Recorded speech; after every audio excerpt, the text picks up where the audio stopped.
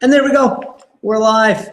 Thank you very much for spending your time. We're going to hop right into our Q&A here. So got a bunch of yeses. So thank you very much again, everybody, for supporting me with that.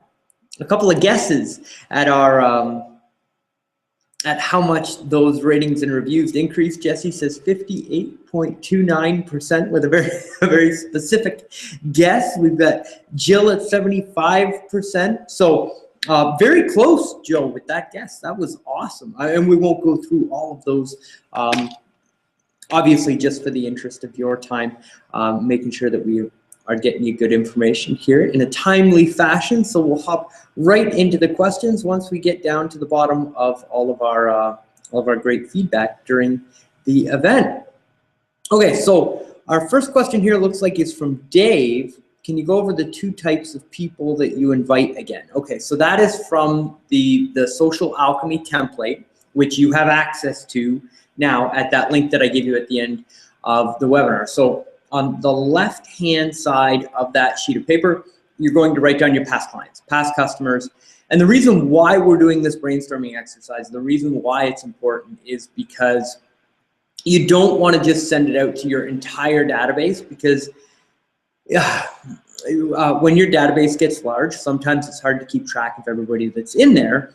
And there may be people in there that, for whatever reason, have forgotten that they've done business with you, or didn't necessarily have a positive experience for whatever reason because there was something outside of your control. You don't want to ask those people for feedback. You only want feedback from people that are definitely going to give you a 5-star rating, review, and testimonial. So on the left-hand side, going out and past customers that are passionate about you. Then on the right-hand side, industry partners. So the industry partners are anybody that you do business with in the course of your regular business day. So, you know, all of us here in our industry, we've got real estate professionals, we've got mortgage professionals, we've got financial planners, we've got lawyers, we've got home inspectors, all of the people within our industry that you meet at conferences and that you grow to have a relationship with. Those are the people that you reach out to. And again, those are very powerful, because when people see other people in your industry reaching out and endorsing you, it just takes you to that next level of professionalism. And people want to work with you because people within the industry have talked about how professional you are and how great of an experience clients are going to have when they work with you. So Dave, thank you very much for the great question. From Karen. Karen says, can you give us the resource link again? Yes, so go to cwjstone.com. That's cwjstone.com/resources. /resources, plural with an S on the end of it. And we've got everything there, the brainstorming exercise, the email template that you need, and the YouTube video that goes along with that template is embedded on there as well, so you can get the link and send that out. That video, we've seen really good responses since we made the video of it increasing the number of people that are actually leaving testimonials.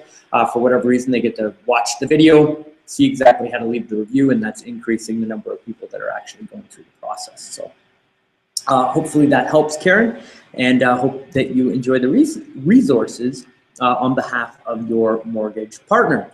From Roxanne. Roxanne says, do reviews really matter when it comes to a word of mouth? So do reviews matter when somebody refers you in your business? I'm assuming. So the answer to that question is maybe.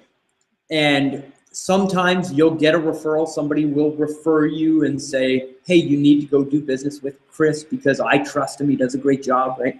Some people will just pick up the phone and call you because they've been referred. But more and more in today's marketplace, people will take that with a grain of salt and say, okay, I'm just going to go to the next level and really find out who this person is and see what I can find out about them online, because we can find out pretty much anything that we want to know about a business by going out and doing some Google searches. That's the beauty of these online reviews that Google and Yahoo and Microsoft and Facebook and Amazon have all brought to the front of the marketplace. They're conditioning our customers to research us before they do business with us, right? So it won't touch every single client that gets referred to you, but it's going to touch a lot of them. And as time goes through, or time goes on into the future, more and more people are conditioned to read those ratings, reviews, and testimonials about you before they do business with you. So I still highly recommend that you go out and get these online ratings, reviews, and testimonials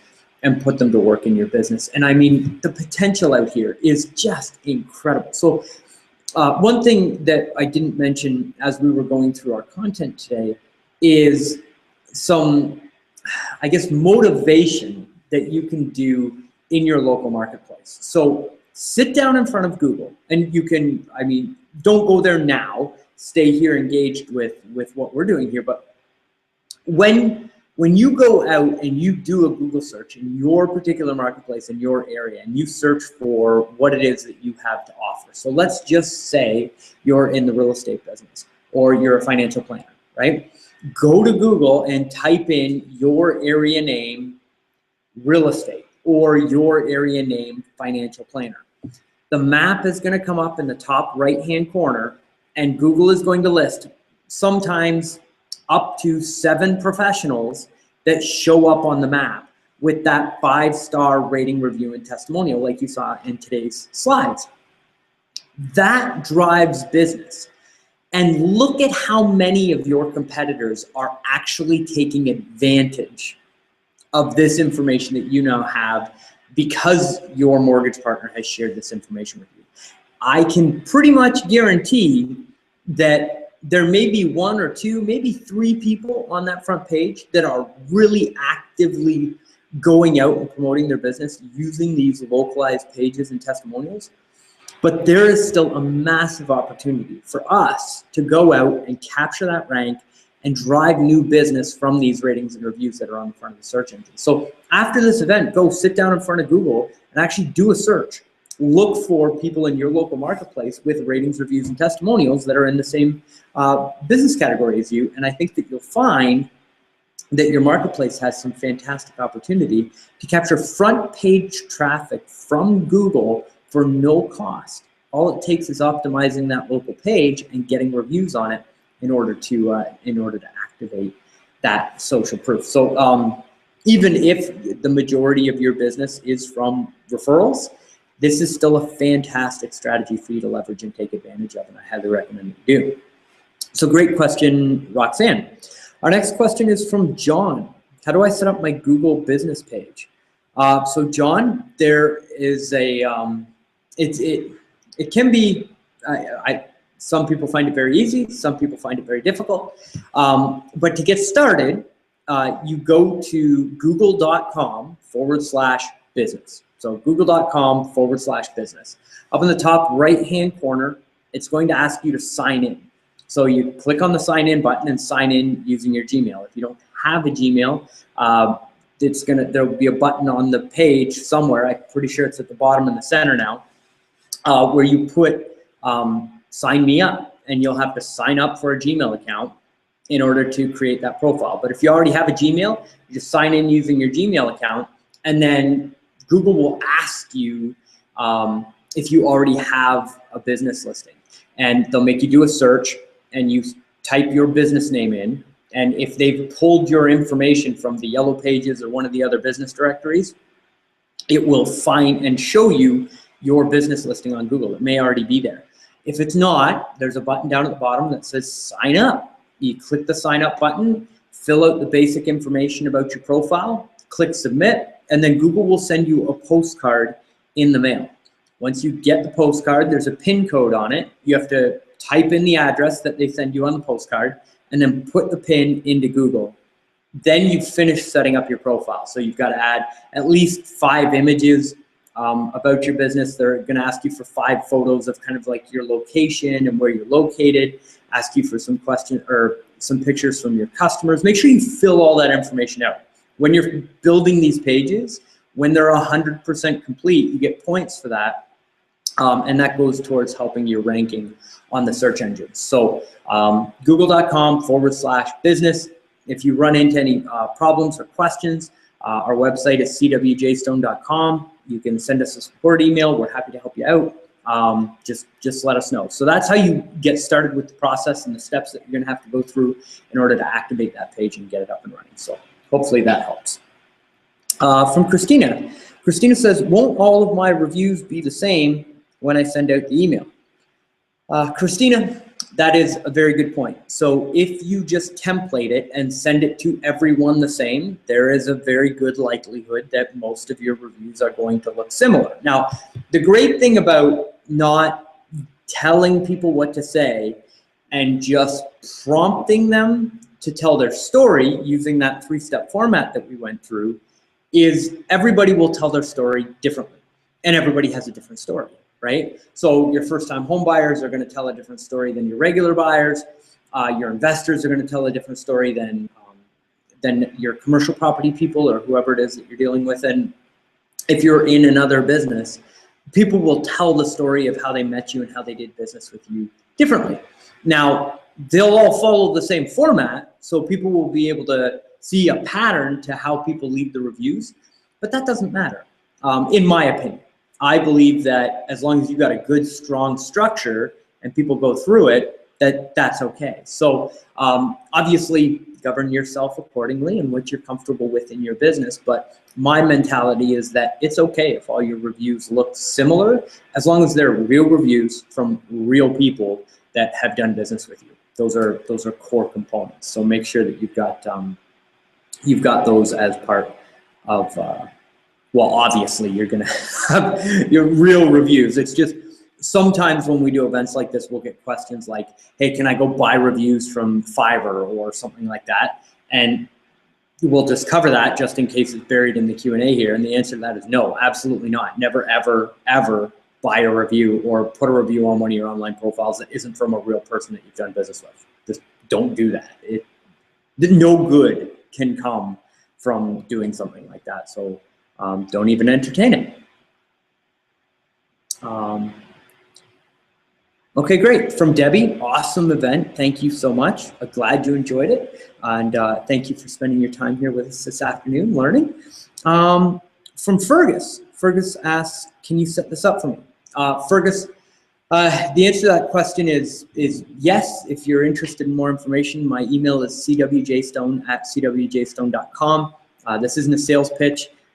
But if you want more information, you just don't have time to go out and set up all the local profiles and send the email to your past clients and all that good stuff, definitely the team here can help you out with that. Sorry, with having a little bit of a hair thing going on. I'm in this weird transition phase right now. Hope you don't mind. From Dale. Dale says, how do I make sure my reviews show up?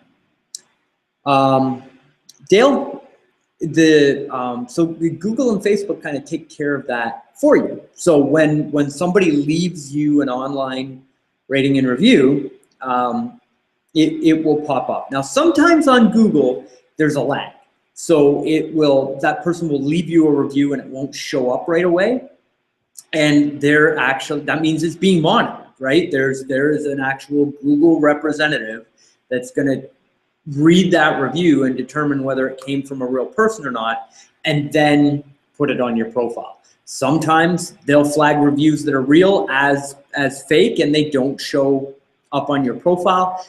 You can submit a support ticket and try and get help with it, but it happens so rarely, it's not really something that you need to worry about. Even if you do run into something like that, feel free to shoot us in a support email. We have a connection that we can reach out to and help on your behalf. And obviously all of our clients get, they don't need to worry about it because we worry about it. We take care of it for them, right? So a great question, but you shouldn't have a problem with reviews not showing up.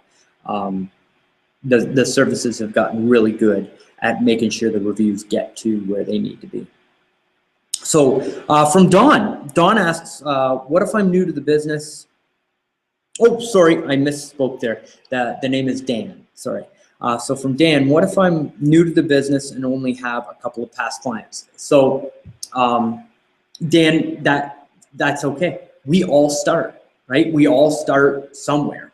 And having 1 or 2 reviews is better than having none. And when you train yourself and you set a business system in place now, it's a lot easier for you to maintain it and continue to benefit from it long term. So I know mortgage professionals that I helped 3 years ago set up a local business profile and start getting ratings and reviews, and they had that very same question or objection. And my answer was the same back then. Like, just do what you can do. You're at where you're at, and that's perfect. It's okay.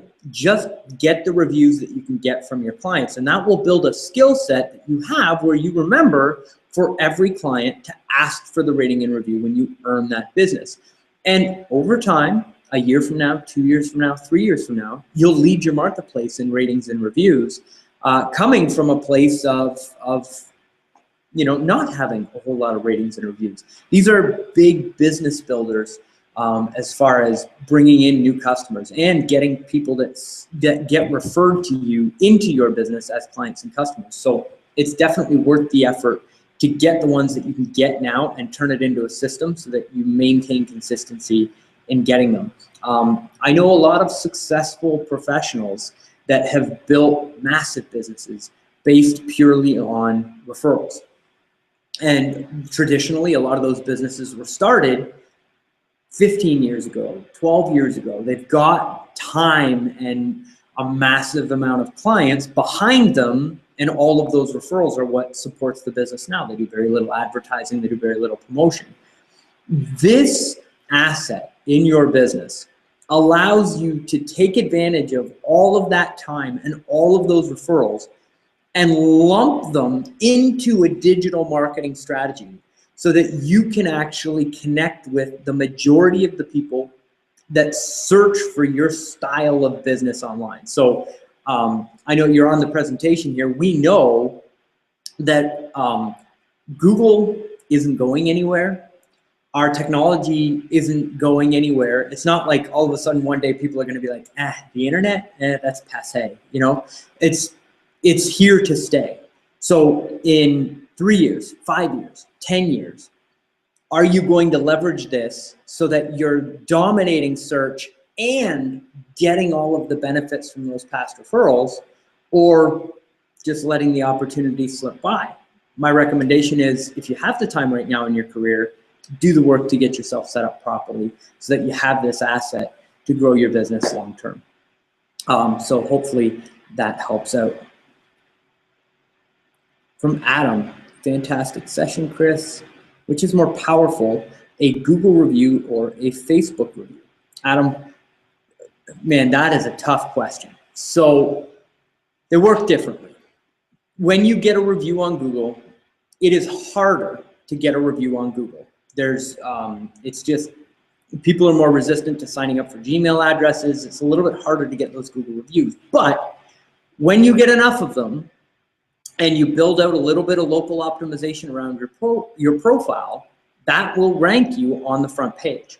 So all of that traffic that's looking for professionals, looking for what you have to offer, they find you on the front page. And when you can get to the point where you're the person that has the most amount of social proof on that front page, it drives a fantastic amount of traffic for you. It really is.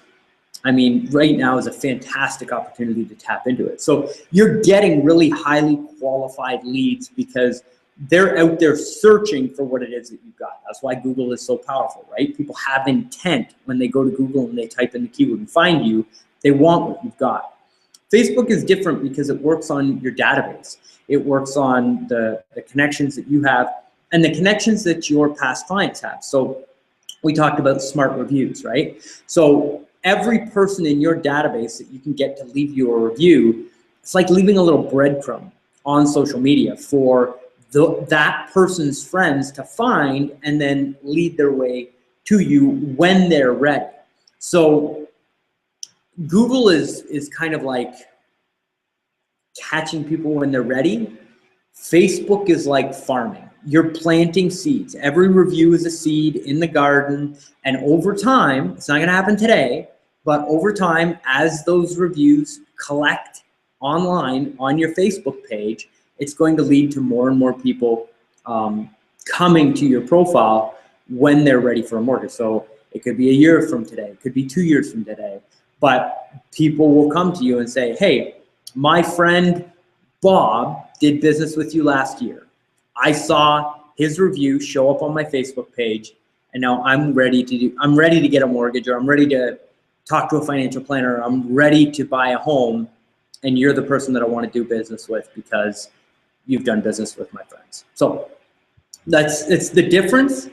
Whether one is more powerful than the other is a debate. My recommendation is do both and get benefit from both, right?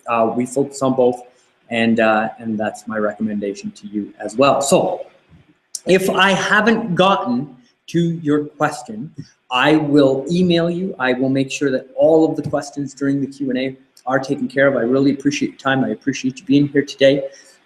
Make sure that you reach out to your mortgage professional that sponsored this event and that invited you to this event, and say thank you.